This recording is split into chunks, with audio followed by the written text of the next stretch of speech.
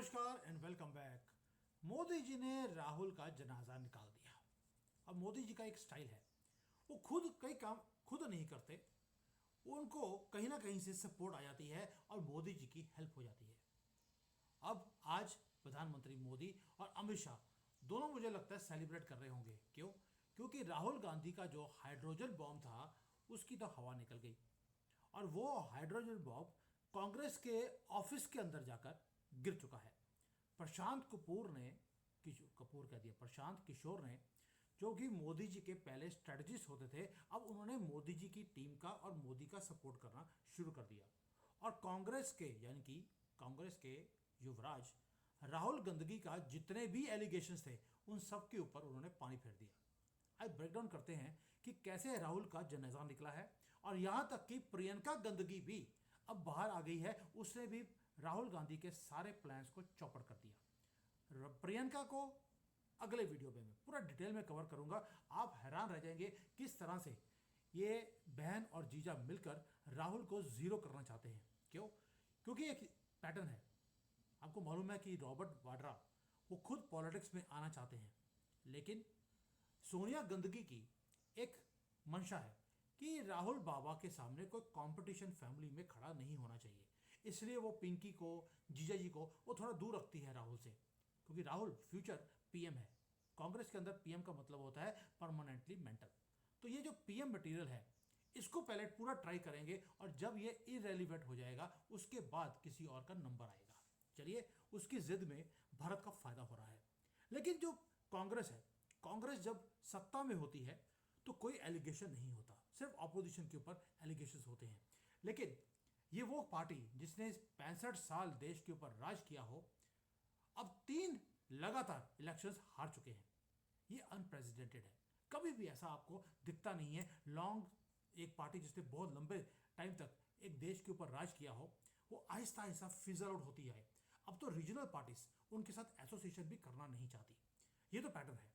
और 3 बार लोकसभा के इलेक्शंस को हारने के बाद 14, 19 और 24 के बाद जो दिमाग था वो और ज़्यादा खराब हो गया और इसी चीज़ों का फायदा भाई बीजेपी लेती जा रही है। अब वो बैलेट बॉक्स को जीत नहीं सकते तो कांग्रेस की टैक्टिक्स को चेंज कर दिया गया। राहुल बाबा को सीआईए, सोरोस, इन सब ने एक प्लान बना दिया। पहले बोल दिया राफेल में चोरी हुई, फिर बोल दिया ईवीएम में चोरी हुई, फिर बोल दिया उन्होंने कि वोट की चोरी हुई। यानी कि चोर राहुल गंदगी की फैमिली आज देश के अंदर हर चीज के ऊपर बोलती है चोरी हो गई। चलिए, अब ईवीएम हैकिंग के ऊपर बात करते हैं। 2024, आपको याद होगा राहुल गंदगी ने क्या क्लेम किया था कि अगर ये ईवीएम की धांधली के बाद अगर बीजेपी जीती, मोदी जीते, तो पूरे देश में हम आग लगा देंगे। लेकिन जब खुद 99 सीट जीत कर आ गया, जहां पर इसको लगता था कि यह 9 से ज्यादा सीटें नहीं जीत सकता, 99 जीत गया, तो ईवीएम की हैकिंग एकदम से खत्म हो गई। यहां तक कि राहुल ने 2024 के इलेक्शन से पहले इलेक्शन कमीशन को यह भी बोला था, हमें दिखाइए ये मशीन काम कैसे करती है। क्यों? क्योंकि चाइना से फिर ये हैकिंग का सिस्टम लेकर आता। रियलिटी चेक देखिए, इलेक्शन कमीशन ने बोला कि भाई सारी अपोजिशन को ये पड़ी ईवीएम, 3 दिन का टाइम है, सुबह 10 बजे से लेकर 5 बजे तक आप आकर पूरी मशीन की वेरिफिकेशन कीजिए, आपने जो करना कीजिए, पूरी मशीन्स अवेलेबल हैं, चेक कीजिए। एक भी ऑपोजिशन का लीडर वो ऑफिस में, इलेक्शन कमीशन के ऑफिस में नहीं आया, नॉट इवन वन। कांग्रेस का भी कोई बंदा वहां पे नहीं आया। मैं वर्ड यूज करने वाला था कुत्ता बिल्ला, वो भी नहीं गया वहां पर। राहुल गांधी की तो क्या बात है। उसके बाद ये चले गए सुप्रीम कोर्ट में। 24 बार इन्होंने सुप्रीम कोर्ट में ईवीएम रिलेटेड पेटिशन लगाई। सुप्रीम कोर्ट ने सारी खारिज कर दी कि ये गलत बात है, इसमें कुछ भी धांधली नहीं है, you are bringing false allegations. और अमित शाह जी ने तो हर रोज इनकी हिपोक्रेसी को ब्रिलियंटली एक्सपोज किया है। तो अब देखिए दूसरा हाइड्रोजन बॉम्ब। महाराष्ट्र में और झारखंड में दोनों तरफ एक ही दिन इलेक्शन हुआ, नवंबर 2024 में।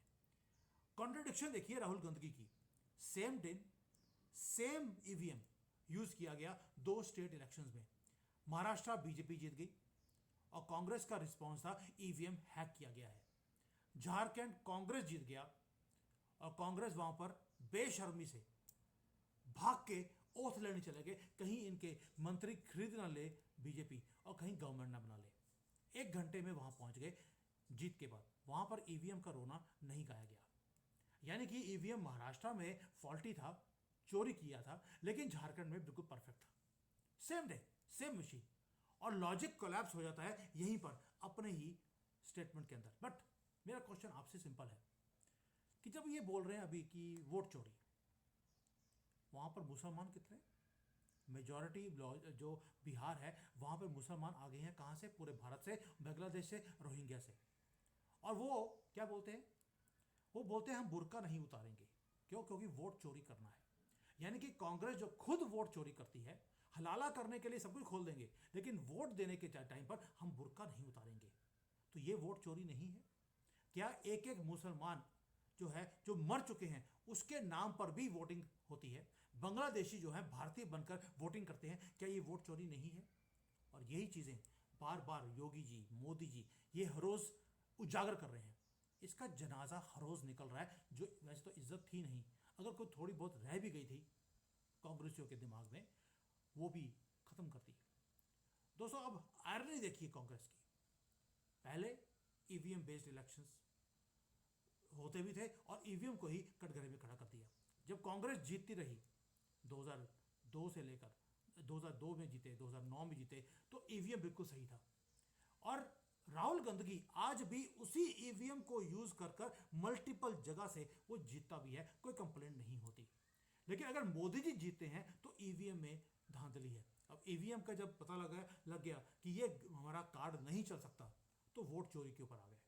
कोई लड़की को ले आए ब्राजील से, हो सकता है इसकी बीवी बूवी हो, क्योंकि ये तो आपको मालूम है सुकन्या के टाइम से ही रेपिस्ट रहा है, कंफर्म्ड रेपिस्ट है। अगर आपने वो वीडियो मेरा नहीं देखा जहां पर ये प्रूवन था कि इसने सुकन्या लड़की का रेप किया, उसके बाद उसकी पूरी फैमिली को खत्म कर दिया, और कोर्ट में एक और ही लड़की को लेकर आ गए कि मैं सुकन्या हूं, मैंने गलती से फ्रेम किया है राहुल गांधी को, और कोर्ट में जज ने उस लड़की को वो सुकन्या मानकर केस को खारिज भी कर दिया, और मीडिया को बोल दिया इस केस को तुमने कभी भी कवर नहीं करना। पुराने सारी वीडियोस को जो मीडिया में कवर की थी आज आपको इंटरनेट पे अवेलेबल नहीं है। दोस्तों इसका जनाजा तो निकलना है, और जनाजा किसने निकाला? मैंने पहले बोला कोई ना कोई हेल्प करने आता है। प्रशांत किशोर, अब वो सामने आ गए। उन्होंने बोल दिया कि कांग्रेस सिर्फ वोट चोरी का बहाना इसलिए बना रही है, नैरेटिव इसलिए बना रही है क्योंकि उन्होंने बिहार के इलेक्शन को चोरी करना है। क्योंकि प्रशांत किशोर वो हैं जो मोदी जी के कैंपेन स्ट्रैटेजिस्ट रहे हैं, और उनका रिस्पॉन्स बहुत ही डेवास्टेटिंग था। भी वोट चोरी कभी इशू था ही नहीं बिहार का। राहुल गांधी बीजेपी को लड़ाई करना चाहती है, वो उसका बिजनेस है राहुल गांधी का, लेकिन हाईजैक नहीं कर सकता वो बिहार के इलेक्शंस को फॉल्स नैरेटिव्स के साथ। बिहार को आंसर चाहिए एजुकेशन, जॉब्स और डेवलपमेंट का, ये प्रशांत ये बोल रहे हैं।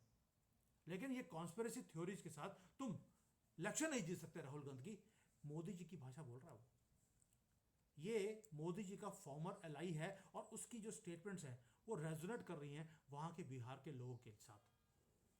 और कांग्रेस है वो कभी आंसर नहीं बोलेगी कि अगर बीजेपी वोट की चोरी कर रही थी तो आप इलेक्शन मत लड़िए, आप बॉयकॉट कर दीजिए, अपना प्रोटेस्ट दिखाइए। लेकिन कांग्रेस को मालूम है कि सच्चाई क्या है। सच्चाई यह है कि वोट चोरी उसी के अपने लोग करते हैं, क्योंकि उनकी वोट चोरी का रास्ते बंद किए जा रहे हैं, इसलिए मोदी जी के ऊपर थोप दिया कि वोट चोरी हो रही है। इनको सत्ता चाहिए, क्योंकि एक बार ये जत्ता ले जाएंगे ये दोबारा छोड़ेंगे नहीं। और मोदी जी ने पहले भी बोला था 2024 के इलेक्शन के बाद कि अब क्योंकि राहुल गांधी 99 सीट जीत गया है, मोदी जी 400 पार की बजाय 240 पे रह गए हैं, अब ईवीएम के ऊपर अटैक करना ये बंद कर देंगे।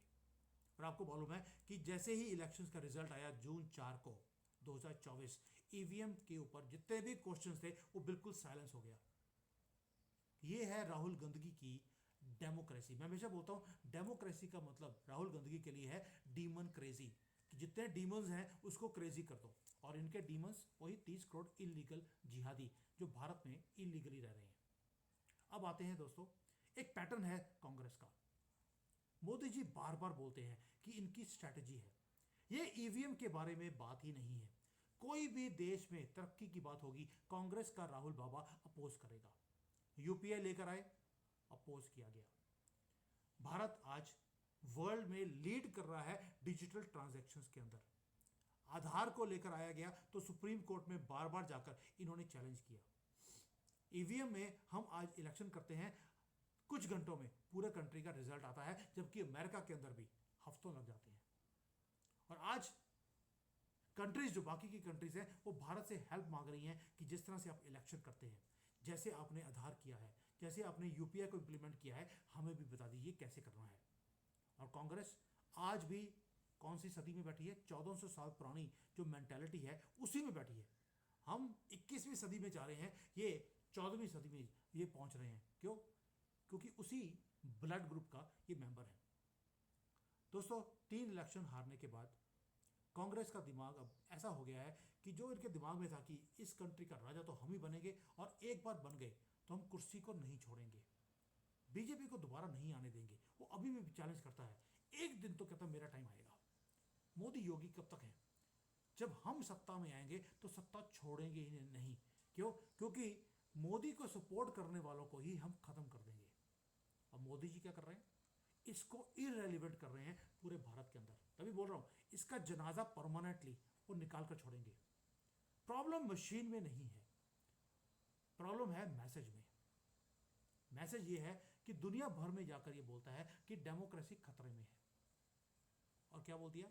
प्रियंका गांधी ने क्या बोला कि जो महात्मा गांधी ने जो लड़ाई करी थी, हमें वही करनी पड़ेगी। यानी कि महात्मा गंदगी, महात्मा नहीं था वो, मोहम्मद गंदगी था। उसने क्या किया था? देश का बंटवारा किया, ये बोलकर कि हिंदू मुसलमान नहीं रह सकते, इनको अलग कंट्री दे दो, और मुसलमानों को घर इस देश में रहने का इजाजत भी दे दिया।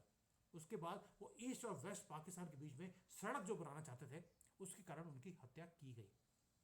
और प्रियंका गांधी बोलती है कि जो महात्मा गांधी ने लड़ाई करी थी, हम भी वही लड़ाई लड़ रहे हैं। क्या?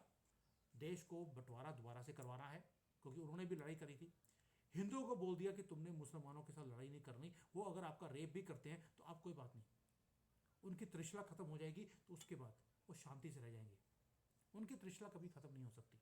और प्रियंका गांधी उसी रास्ते पे चल रही है।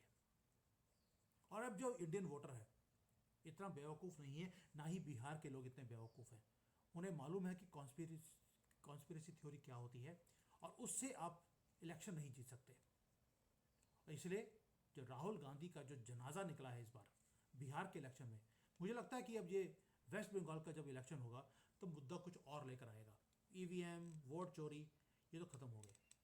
अब दोबारा से एक काम होगा कि वॉशिंगटन पोस्ट में कोई ना कोई अदानी को लेकर, मोदी जी को लेकर कोई झूठा मोटा कोई आर्टिकल छपवाया जाएगा।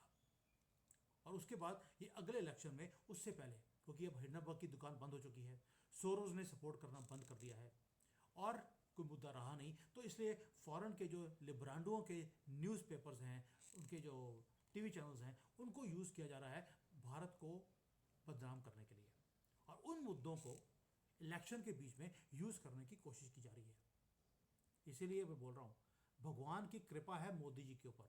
जब जब इसने भारत का नाम खराब करने की कोशिश करी दुनिया में, कोई ना कोई आकर सपोर्ट करता है। वही प्रशांत जो कांग्रेस के अंदर जाकर भी इनकी पूरी स्ट्रैटेजी को समझता है, उनका भी कंसल्टेंट रहा है जब मोदी जी से ये अलग हुआ। और आज वही राहुल बाबा को, और राहुल बाबा के हाइड्रोजन बॉम्ब को कांग्रेस के ही ऑफिस में जाकर फोड़ कर वो आ गया है। अब बिहार में क्या होगा ये बिहार के लोग जाने। लेकिन मुझे एक बात तो समझ आ गई कि राहुल बाबा कंप्लीटली एक्सपोज्ड है, और इसका जनाजा अब परमानेंटली निकलेगा। क्यों? क्योंकि ये कंप्लीटली इररेलेवेंट होता जा रहा है इंडियन पॉलिटिक्स के अंदर, और ये भारत के लिए बहुत ही अच्छी न्यूज़ है। अब सोनिया क्या करेगी इसके ऊपर, उसका आंसर मैं आपको अगली वीडियो में दूंगा, जब प्रियंका गांधी को एक्सपोज करेंगे कि किस तरह से उसने सोरोस के साथ मिलकर अब एक खेल करना शुरू किया है राहुल गांधी के खिलाफ। क्यों? क्योंकि उसकी भी मंशा है पॉलिटिक्स में आने की। अब तो उसने अपने बेटे का नाम भी चेंज कर दिया है, उसके ऊपर बाद में। Thank you. जय हिंद, वंदे मातरम।